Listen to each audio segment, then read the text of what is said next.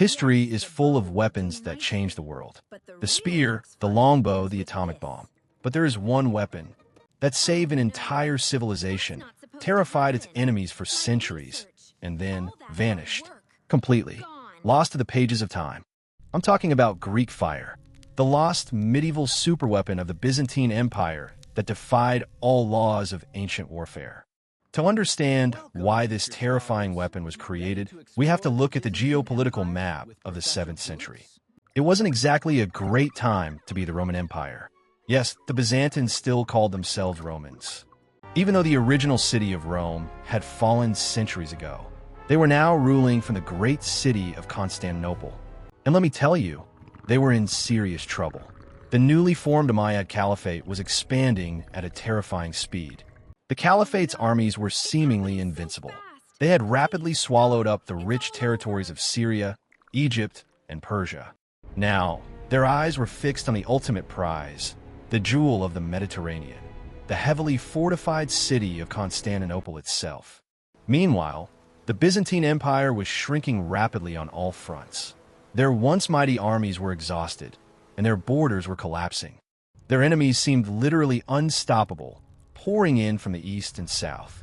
It was a true, existential doomsday scenario for the empire. If the walls of Constantinople fell, the gateway to the rest of Europe would be kicked wide open for conquest. The Byzantine emperor was backed into a corner. He desperately needed a miracle to save his people from total annihilation. And as it turns out, in the ancient world, miracles sometimes didn't come from the heavens above. They came in the form of highly unstable, incredibly dangerous, and fiercely guarded liquid chemistry. Around the year 672 AD, a weary refugee arrived at the massive gates of Constantinople. His name was Kallinikos. He was a brilliant Syrian architect and chemist who had fled from Heliopolis after the Arab conquest. Kallinikos didn't bring an army or gold. He brought a recipe for a weapon so demonic, so unervingly effective, that the Byzantines actually believed it was handed down directly by an angel from heaven. Literally divine intervention. The emperor at the time was desperate enough to try absolutely anything to save his city from ruin. The Umayyad navy was already raiding the coastlines, destroying everything in their path, and preparing for a massive city-ending siege. So, the emperor gave Kallinikos all the funding and the absolute secrecy he needed to build his terrifying contraption. The resulting weapon wasn't just a simple flaming arrow or a traditional pot of boiling oil. This was something entirely new. It was a viscous liquid that could be sprayed over incredibly long distances using highly specialized, pressurized bronze equipment. It aggressively stuck to whatever it hit: wooden hulls, rigging, sails, and it burned with a ferocious, unnatural intensity. But the most terrifying part of this invention, you couldn't just put it out with a simple bucket of water. In fact, pouring water on this stuff supposedly caused a chemical reaction that made it burn even hotter. Yopes. It was essentially the medieval equivalent of napalm, completely rewriting the rules of naval warfare forever. And the desperate Byzantine navy was finally ready to test their devastating new toy on the world stage. The invaders sailing toward the city had absolutely no idea what kind of nightmare was waiting for them. So, after seeing the absolute devastation it could cause, what exactly was Greek fire? The frustrating truth is, nobody knows for sure. The recipe was such a closely guarded state secret that no written record of the formula actually survived. It's completely lost to history. However, modern chemists and historians have put the historical clues together to make some pretty educated guesses. The primary ingredient was almost certainly naphtha, a highly flammable liquid hydrocarbon mixture. This highly volatile substance was found naturally seeping from the ground in various parts of the Middle East. But naphtha alone doesn't explain the weapon's incredibly sticky nature or its violent reaction to water. To make it stick to enemy ships like glue, they likely mixed in large amounts of thick pine resin. And to make it ignite upon contact with water, or at least burn much hotter, they might have added highly reactive chemicals like quicklime or calcium phosphide. Some theories even suggest the addition of sulfur or saltpeter to create a blinding, toxic smoke on the battlefield. Whatever the exact concoction was, it required highly advanced ancient alchemy to stabilize the pressure. The manufacturing process was incredibly dangerous. One wrong move in the lab, and you wouldn't just burn your eyebrows off, you'd probably burn down the entire laboratory district. It was an absolute masterclass in ancient chemistry. But the deadly liquid itself was only half the genius. You see, having medieval napalm is great, but it's completely useless if you can't throw it at the enemy without setting your own ship on fire. The Byzantines didn't just throw pots of this stuff. They invented a pressurized delivery system, the siphon. Essentially, a medieval flamethrower.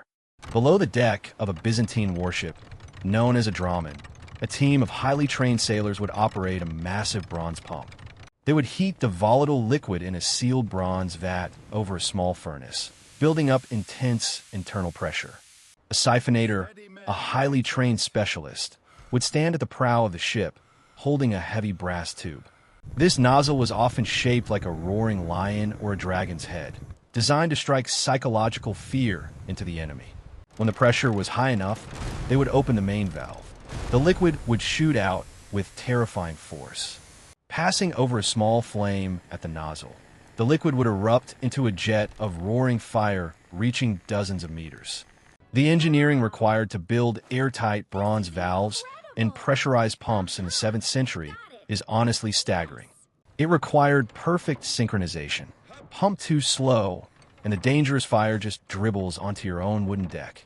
Heat the vat too much, and the whole thing explodes, turning you and your ship into a giant floating kebab. The siphonators were the elite specialists of the Navy.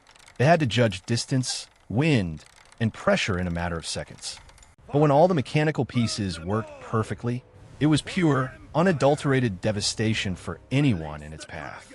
A single dromon could unleash a stream of liquid fire that could incinerate a massive transport ship in minutes. Greek fire didn't just burn. It erased its targets from existence.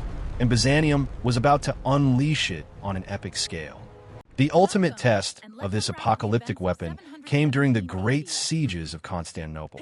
While used earlier, its most legendary encounter happened in 717 AD. The Umayyad Caliphate sent a truly massive armada. Historical accounts, though perhaps slightly exaggerated, speak of over 1,000 ships and 100,000 men. That is an absurd amount of troops for the 8th century. It was the largest naval invasion force the world had ever seen. They aggressively blocked the Bosporus Strait, effectively cutting off Constantinople from the rest of the world and starving the city's defenders. Emperor Leo III stood atop the massive stone fortifications of the Theodosian walls, looking out at what must have been a terrifying sight. The ocean was completely covered in enemy sails. As far as the eye could see, a solid wooden wall of hostile ships surrounded his capital. The Byzantine fleet was vastly outnumbered. In a conventional naval battle of ramming and boarding, they would have been absolutely slaughtered in hours. But Leo didn't panic, and he didn't send his ships out to mindlessly ram the enemy. He had an ace up his purple silk sleeve. He waited patiently for the weather to change. Specifically, he waited for the wind to shift and the chaotic sea currents to work against the invaders. As the massive, heavily loaded, and clumsy Arab transport ships tried to maneuver in the treacherous currents of the strait, they became tightly packed. That was the signal. The Byzantine dromons rode out from the Golden Horn. They were much smaller, swift, and incredibly agile. More importantly, they were armed to the teeth with pressurized bronze siphons mounted directly on their prows, fully loaded and piping hot. The Arab sailors, completely unfamiliar with this new Byzantine toy, probably laughed at the pathetic handful of tiny ships slowly approaching their massive armada. They thought it was a suicide mission, a desperate final charge by a defeated empire. But that arrogant laughter didn't last very long. As the swift dromons rapidly closed the distance, the siphonators at the front took a deep breath, braced themselves, and prepared to open the valves. With a deafening mechanical clank, the siphonators threw the levers. The highly pressurized valves burst wide open. Massive jets of roaring, liquid fire erupted simultaneously from the bronze dragon heads of the Byzantine fleet, crossing the water in seconds. The effect was immediate and absolutely catastrophic. The sticky, glowing liquid coated the heavy wooden hulls of the Umayyad transport ships. It wasn't just a normal fire, it was an unquenchable inferno. It violently clung to the rigging, the masts, and the giant sails. Absolute panic erupted across the invading armada. The invaders, expecting a standard sword fight, were instead facing an elemental nightmare. Thinking logically, the terrified Arab sailors did what anyone would do when their ship is on fire. They dove directly into the sea.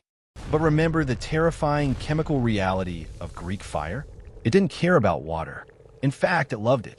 The desperate sailors surfaced only to find the ultimate horror. The very surface of the ocean was literally catching on fire. The blinding, toxic smoke choked the sky.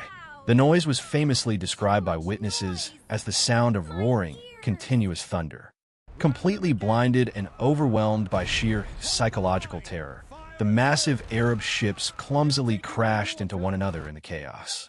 This deadly nautical traffic jam only spread the unnatural flames further, creating a terrifying chain reaction of total annihilation. Entire fleets, representing the absolute pinnacle of Umayyad military might, were reduced to nothing but floating ash in mere hours. Out of the hundreds of massive warships that aggressively sailed to conquer the city, barely a handful managed to limp back home. The Grand Umayyad Armada was completely broken. Greek fire didn't just win a singular tactical naval battle that day. It single-handedly saved the Byzantine Empire, halted Arab expansion into Eastern Europe, and cemented its reputation as the ultimate superweapon. After seeing exactly what Greek fire could do on the battlefield, the Byzantine emperors quickly realized they had a massive new problem. If this highly destructive weapon ever fell into enemy hands, their great city of Constantinople would burn just as easily and violently as the Arab fleets did. The stone walls couldn't stop it. So, the empire initiated what is probably one of the most successful military security protocols in all of human history. They officially made the recipe a sacred state secret, and they protected it using strict, ruthless compartmentalization. Think about it like an ancient assembly line. The common workers who gathered the raw, sticky materials from the earth had absolutely no idea how to properly refine them. The elite alchemists who mixed the volatile chemicals in secret didn't know how to forge the pressurized bronze siphons. And the engineers who built the advanced pump systems didn't know the chemical formula. Even the elite siphonators who fired the weapons had absolutely zero idea how to make the liquid. Legend says the complete master recipe was locked away in the deepest, darkest vaults of the imperial palace. The emperor declared that anyone who even tried to steal or share the formula would be immediately struck down by God. This extreme secrecy was kept so well that even when Byzantine ships were occasionally captured in battle, the enemies couldn't figure out how to reverse engineer it. In fact, the Bulgarians once captured a massive stockpile of the liquid. But without the pressurized siphons or the specialist training, throwing it from a bucket was basically totally useless to them. The Byzantine compartmentalization strategy worked flawlessly to keep the superweapon safe for centuries. Actually, it worked a little too well. Fast forward a few centuries. The once mighty Byzantine Empire is slowly and painfully crumbling from within, losing territory and influence year by year. Endless civil wars, severe economic ruin, and a shockingly devastating Fourth Crusade in the year 1204 completely ravaged the structure of the state. During this prolonged period of chaos, the highly complex, specialized supply chains required for the raw materials like naphtha completely broke down. The secretive, isolated guilds of alchemists who exclusively knew how to properly mix the dangerous chemical formulas slowly died out without passing on their knowledge. And the master engineers who knew exactly how to forge the airtight, highly pressurized bronze siphons simply disappeared into the pages of history. Because absolutely no single person knew the whole manufacturing process. When those individual pieces were lost, the puzzle could never be put back together. Fast forward to the year 1453. By the time the Ottoman Empire besieged Constantinople for the final, fatal time, the defenders were helpless. The desperately defending Byzantines simply didn't have the recipe for Greek fire anymore. The ultimate superweapon was gone, just a myth of the past. And honestly, even if they still had it, the Ottomans had brought a terrifying new technology to the battlefield: massive gunpowder cannons. These towering medieval artillery pieces battered down the supposedly impenetrable Theodosian walls from far away, completely out of range of any naval siphon. You see, Greek fire was a weapon perfectly designed for a very specific time, a specific place, and a specific type of naval threat. It was a miracle born from sheer existential desperation, engineered by absolute architectural genius, and protected by extreme, unyielding state paranoia. But ultimately, the very strict compartmentalization and secrecy that kept the empire safe for centuries is exactly what erased this incredible invention. It slipped from human knowledge forever, leaving modern chemists, military scientists, and historians to merely guess at its true terrifying power.